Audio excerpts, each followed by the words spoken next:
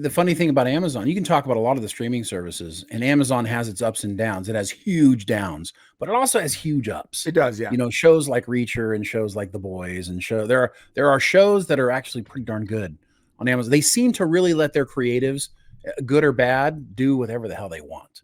You know, you look at Rings of Power, and you look at that other fantasy show, Wheel of Time, and some of those shows that are on there. You're like, oh shit, this is bad. I really enjoy.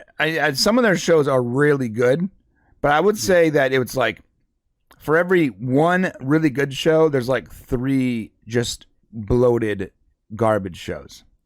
And you're going to have that. You're going to have that when you're trying to create. You know, you're competing with everybody to create as much content. And think about it. If you want, and this is where you really, really got to stretch your mind a little bit, right? So NBC, CBS, and ABC were the 3 network shows. Throw Fox in there if you want.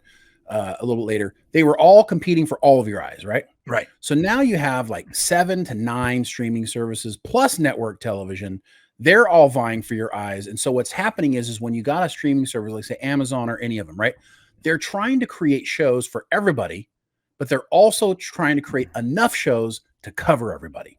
Think about that for a second. Right. So they're trying to create enough types of shows that they capture every potential person who could possibly want to, subscribe to their service, because it's not about keeping the same person on the service all the time. It's about getting everybody onto your service. And the only way to get everybody in your service is if you have something for everyone. Right. And that's what happens. And that's why we end up with so many shows that guys like you and I don't like, because they have to create those shows for people who like it. I mean, think about it. Were any of us going to watch the Oxygen Network? No. Were we ever going to watch Oprah Winfrey's shit? You and I? No, we were never going to watch that stuff. Never saw a point. But 50% of the planet likes that stuff. The gals like it, right? So Amazon has to bring content like that onto its platform, which we're going to criticize, in all fairness. Right, of course. But going back to this guy's point, it's not just that TV is being dumbed down. It's that they're being dumbed down, but they're also not giving you the benefits of what streaming used to be. A lot of them are going back to commercials. Like they're going to go back to an ad-supported format. Of course they are. So now, of course they are. Right. They want to squeeze as much money. The fact that he's surprised by this, frankly, is shocking. Well, I mean, he worked at HBO. There was no commercials. Because it was a pay per view, and that was the model for that. Because if you wanted the extras, you paid for it. Otherwise, go watch free TV, which had ads on it. That was the model. But what happened? Streaming service spent $225 million making a stupid ass TV show about a green girl, and now they have no money. So now they're like, well, the only way we're going to get paid is if we put ads on these things on top of it. So what's the difference though between triple dipping? Right, but what's the difference between paying $15 for HBO back in the day on premium cable and paying $15 for HBO Max? They weren't back in the day. Yeah, back 10, 15 years ago, before it's streaming, supposed to be the same thing. You paid $15 a month for premium cable, which was HBO. That was right. But it paid for itself back then. Right. That's why. Now they're no longer making enough money because they're not making the shareholders happy, because they have to create more content to keep up with more streaming services. So now HBO or Max or whatever, they have to make more content to keep up with Amazon and Netflix. So it cost them a lot more money, which means they got to find a way to get more money. Back in the day, you had The Sopranos, you had Dream On, you had, a few great shows. True Blood. Entourage. Right. You showed up for those. Right. And they didn't need to make more content, because those were the shows that people came to watch there. Now they have to have 3 to 4 times that content. They have to have 3 to 4 times that content in order to compete with Netflix.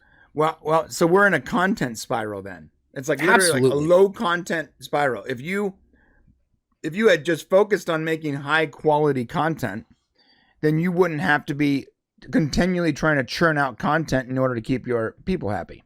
Well, not just high quality. Well, it's impossible first to make high quality content. There's not enough creative people that are talented enough to create this much content. We don't have enough smart, good writers in our country, or, to create this much content. We don't. I'm sorry. It's hard to be a writer. It's hard to be a good writer. Okay. And we have so much damn content I mean, listen, I swear to God, if you're even a halfway decent writer and you're a young person, get your ass to Hollywood. They're going to hire you. You may not like how much you get paid, but it's going to happen. So because of the fact that we don't have great content and they're trying to pander to everybody just to get people to sign up for these services, Mm-hmm. I mean, listen, this is going to all implode in the next 3 to 5 years. It will all implode. Right. There will be right now we've got the expansion of streaming. We will have the contraction, and then we'll have an explosion, and we'll have a couple winners. It'll be a big bang with everyone. Yeah, like three companies, services are going to suck everyone else up. Right. Yeah. No. Yeah. I totally believe. that. And I think that everyone's rushing to be big enough to survive the swallow. Right. Yep. Agreed. Yeah, it was interesting too. Going through this article. Yeah, this guy is clearly sort of an angry guy, but all of his but all of his thoughts are really exactly how I feel. Another thing he says is, he goes, as the human race goes on, we are more into multitasking. Your phone is just one symptom, but who can really focus? That's an interesting concept. Like a lot of people, my wife does that. I'm trying to introduce her to a new TV show, and I look over and she's on Instagram or TikTok, and I'm like, yo, put your phone down. How can you possibly know what's going on right now? Well, because it's a battle. Okay, so I love that you brought this up, because this is a very important thing.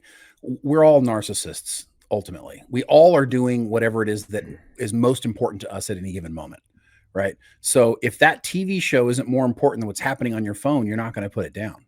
Like, you're going to go to your phone. It's right there. Right. And so we have to train ourselves to do one thing at a time again. Otherwise, we're always going to go to the lowest common denominator, which is the thing that's going to give us the most immediate return on our feedback, scrolling through stupid TikTok videos, basically. Well, it's impossible for me to introduce my wife to something new if I can't keep her phone off. So you can't keep her attention. What I've been doing is I've been throttling the Wi-Fi, and she's never going to know.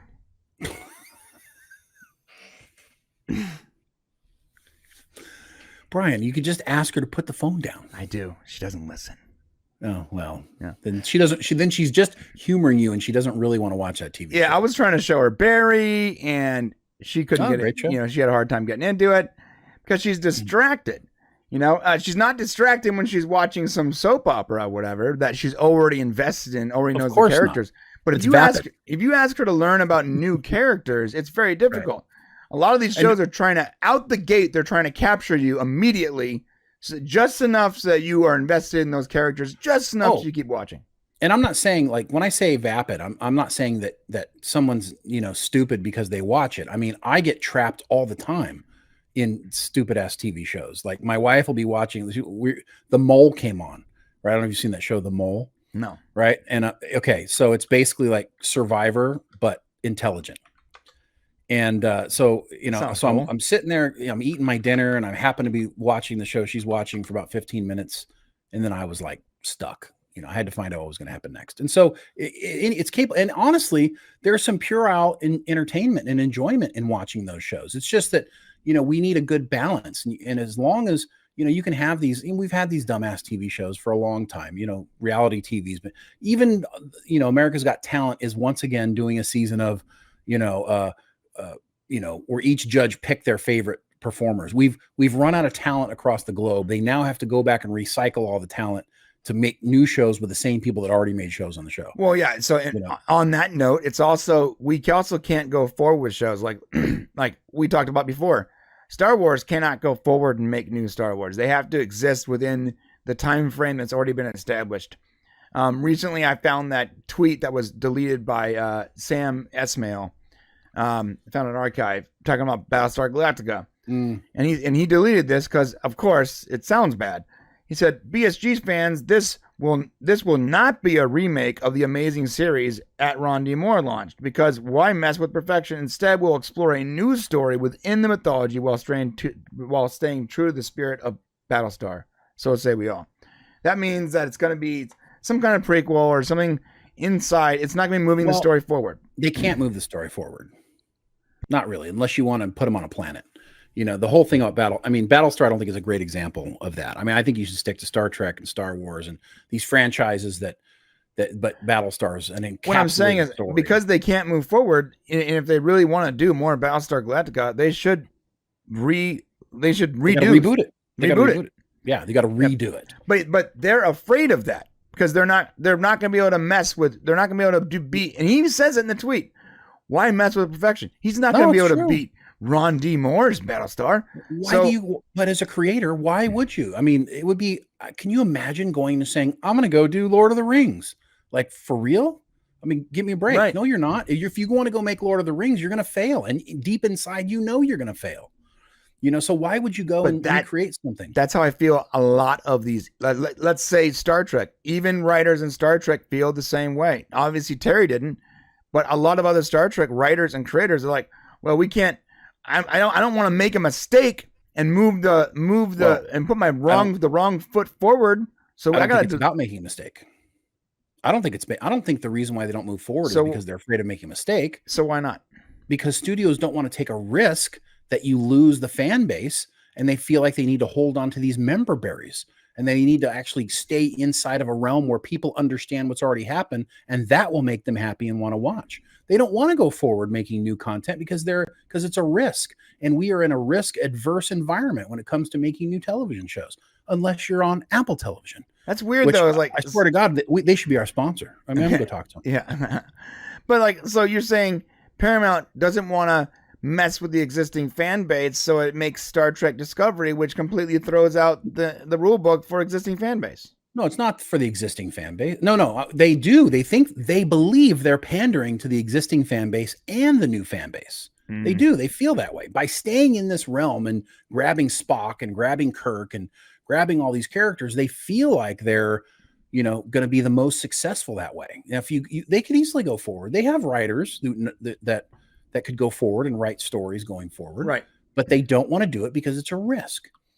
So, and you have to create a new concept. You have to come up with new ideas, and they're just afraid. I don't think it has anything to do with being afraid they're not going to make good content. I think they're afraid that they're going to fail financially. Hey, if you like this clip and you want to see more, then click right here and become a member today. Also, we do a live show every Monday, Wednesday, and Friday at 10 a.m. Pacific Standard Time, totally free. So come on down and hang out with us every Monday, Wednesday, and Friday at 10 a.m. Pacific Standard Time. We'll see you there.